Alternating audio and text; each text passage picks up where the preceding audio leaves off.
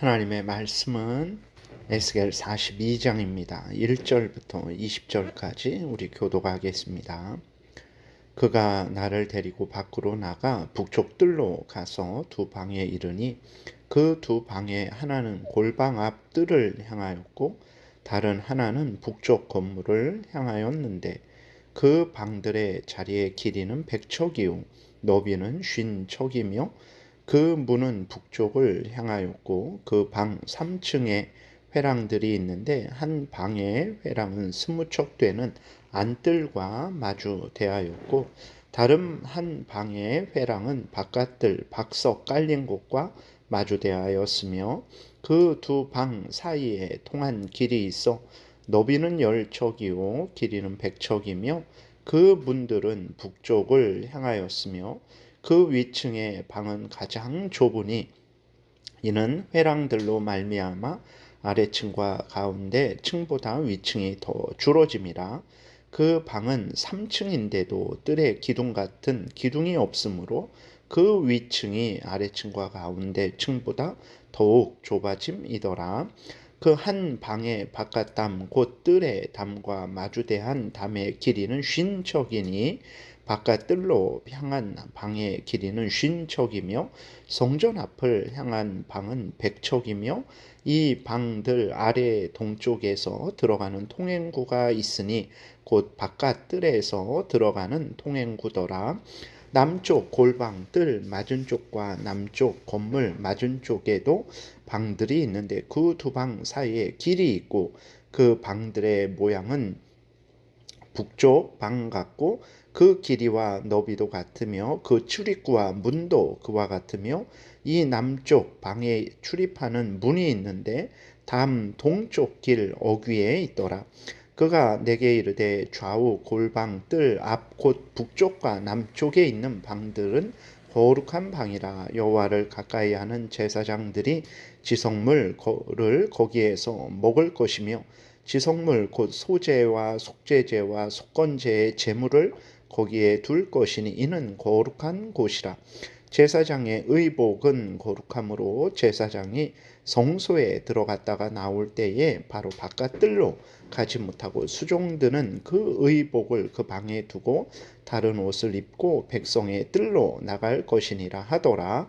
그가 안에 있는 성전 측량하기를 마친 후에 나를 데리고 동쪽을 향한 문의 길로 나가서 사방 담을 측량하는데 그가 측량하는 장대 곧 그 장대로 동쪽을 측량하니 500척이요 그 장대로 북쪽을 측량하니 500척이요 그 장대로 남쪽을 측량하니 500척이요 서쪽으로 돌이켜 그 장대로 측량하니 500척이라.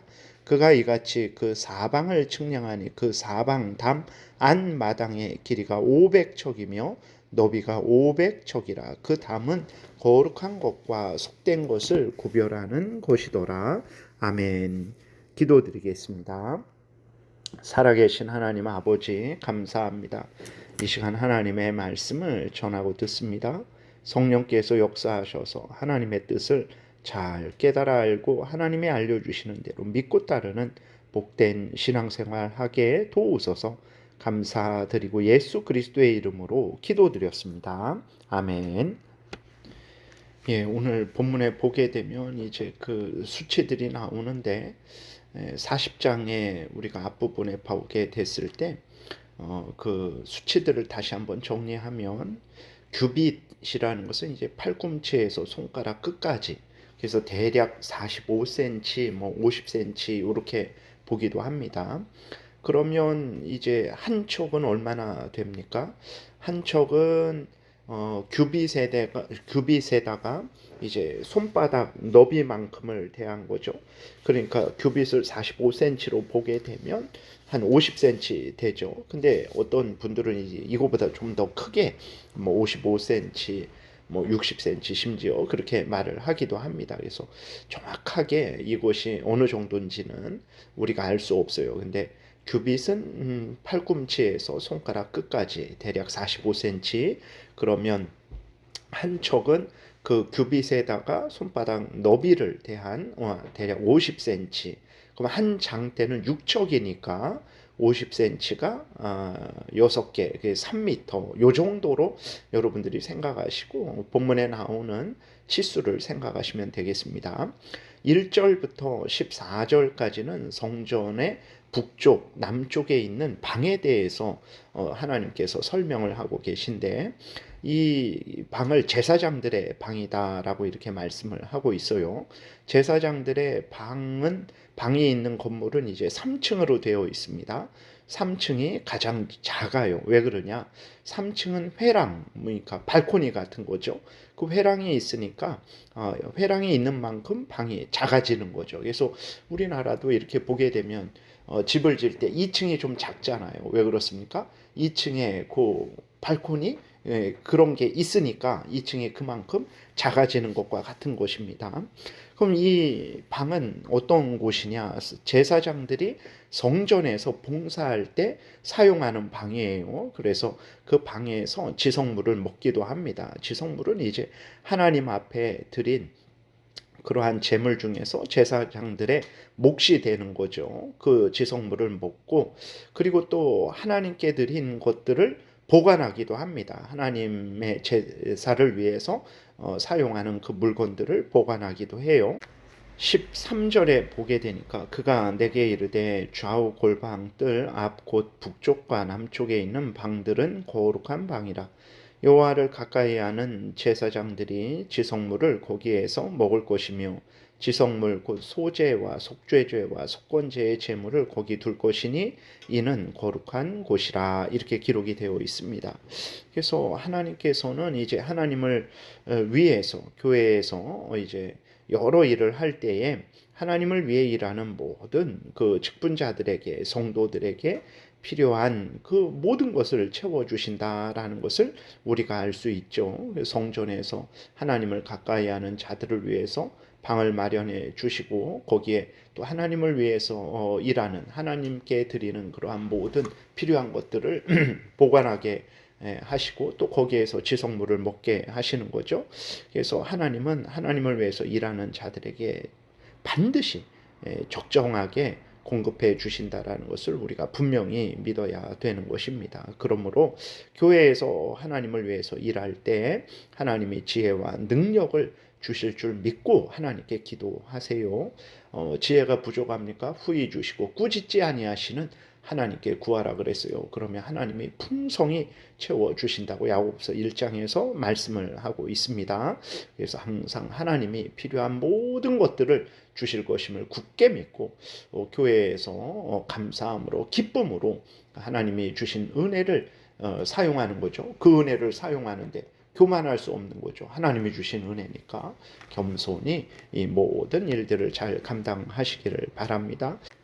그리고 하나님은 교회에서만 은혜 주시는 것 아닙니다. 가정에서도 하나님이 보내주신 가정이죠. 하나님이 세우신 가정이죠.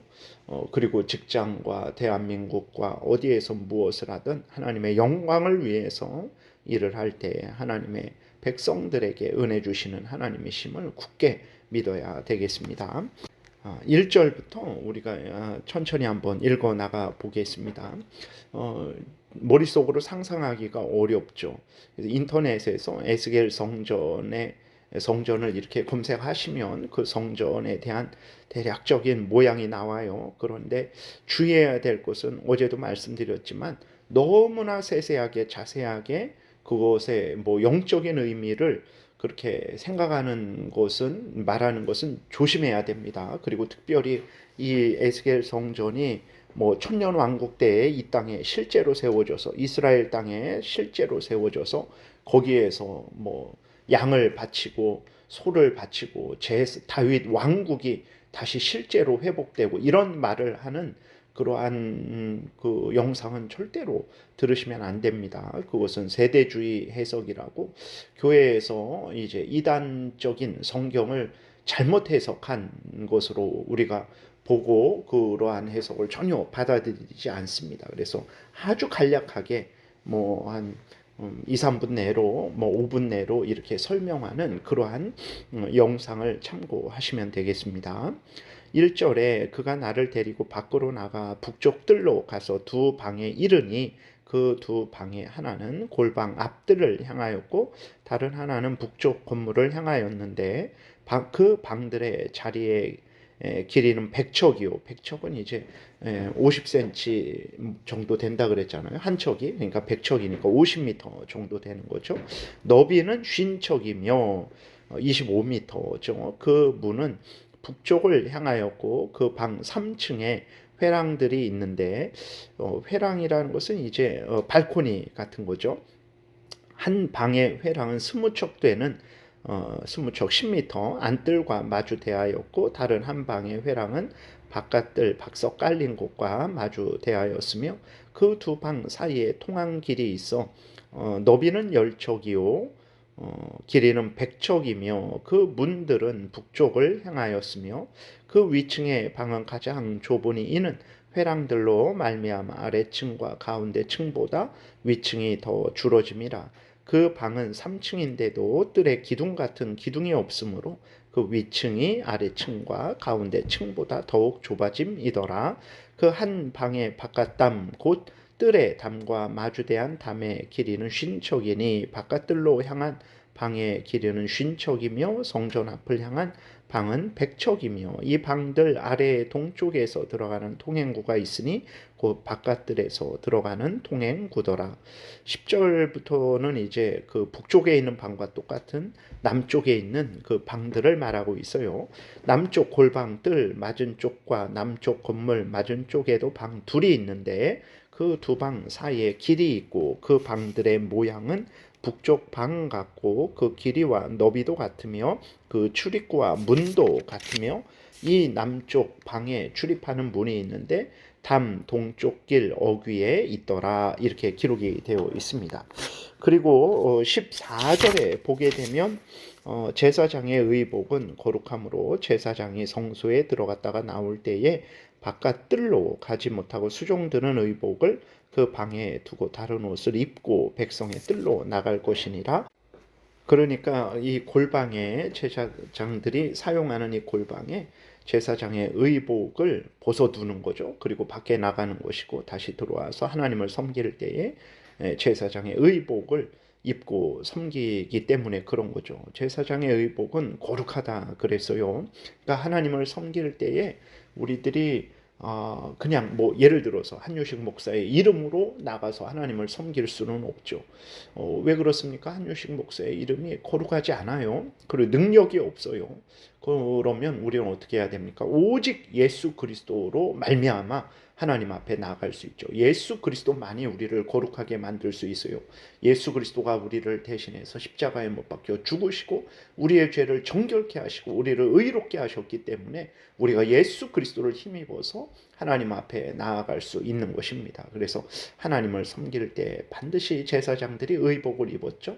오늘 우리도 마찬가지입니다. 우리들이 기도할 때에, 우리들이 예배할 때에, 우리들이 모든 삶을 살아갈 때에 하나님 앞에 어떻게 나아갈 수 있겠습니까? 우리의 공로로, 우리의 힘과 지혜로 나아갈 수 있겠습니까? 그럴 수 없는 거죠. 오직 예수 그리스도로 말미암아 예수 그리스도의 공로를 힘입어 십자가 대속의 죽음을 힘입어 하나님 앞에 나아갈 수 있는 것입니다.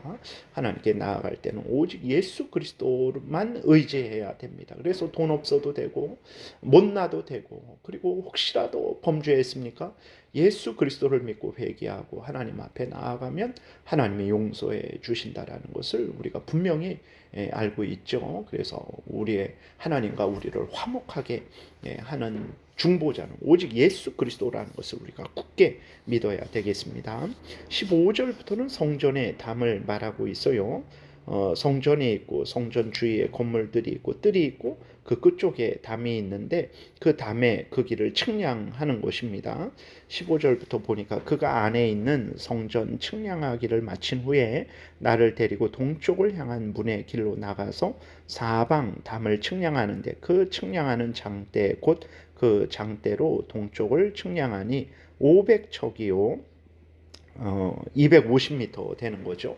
그 장대로 북쪽을 측량하니 500척이요 그 장대로 남쪽을 측량하니 500척이요 서쪽으로 돌이켜 그 장대로 측량하니 500척이라. 그러니까 그 담이 가로 세로 동서남북 그 크기가 이제 250m씩 정사각형인 것이죠.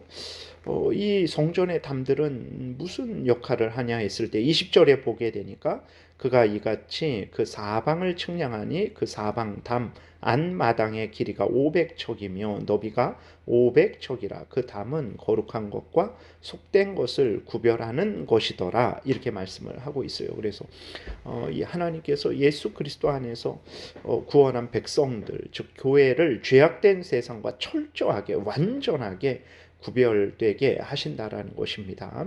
그러므로 예수 그리스도를 믿어 하나님의 자녀된 성도들은 자신들이 하나님의 백성이라는 것, 예수 그리스도의 백성이라는 것, 예수 그리스도 안에 있다라는 것, 교회에 속한 자들이라는 것, 즉 죄를 미워하고 버리고 하나님을 사랑하고 하나님의 뜻대로 살아가야 되는 거룩한 자들, 구별된 자들이라는 것을 분명히 인식해야 되는 것이죠.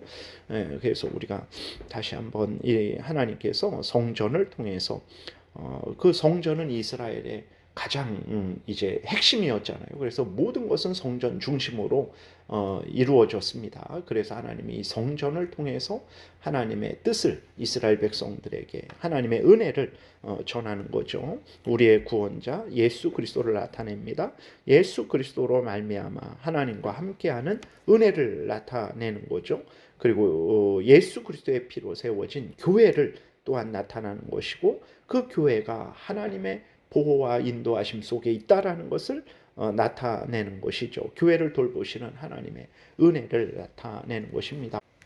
성전을 측량하는 것이 아주 복잡하지만 하나님이 이 성전을 통해서 이러한 하나님의 뜻을 알려주신다라는 것을 우리가 생각하면서 또 성전 측량을 자세하게 읽으면 또 우리에게 은혜가 될 것이죠. 기도드리겠습니다. 하나님, 정말 하나님의 뜻은 하나님이 알려주셔야만, 성령께서 깨닫게 해주셔야만 우리가 깨닫게 됨을 보게 됩니다. 하나님이 성경에서 알려주시는 대로 잘 깨달고 믿고 순종할 수 있도록 성령께서 항상 우리를 주장하여 주옵소서. 감사드리고 예수 그리스도의 이름으로 기도드렸습니다. 아멘. 하늘에 계신 우리 아버지요, 이름이 거룩히 여김을 받으시오며 나라의 임하옵시며 뜻이 하늘에서 이루어진 것 같이 땅에서도 이루어지이다. 오늘날 우리에게 일용할 양식을 주옵시고 우리가 우리에게 죄 지은 자를 사하여 준 것 같이 우리의 죄를 사하여 주옵시고 우리를 시험에 들게 하지 마옵시고 다만 악에서 구하옵소서. 대개의 나라와 권세와 영광이 아버지께 영원히 있사옵나이다. 아멘.